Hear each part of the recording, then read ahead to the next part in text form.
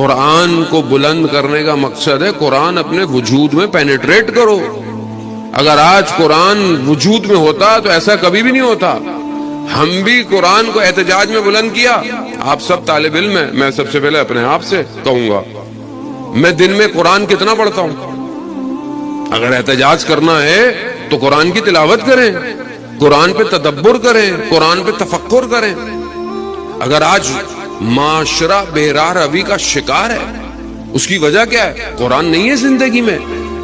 اور قرآن جب نہیں ہو تو آپ ناطق قرآن کو کیسے لے کر آئیں گے؟ سید الشہداء امام حسین علیہ السلام نے تو نیزے پر قرآن کی تلاوت کی ہے.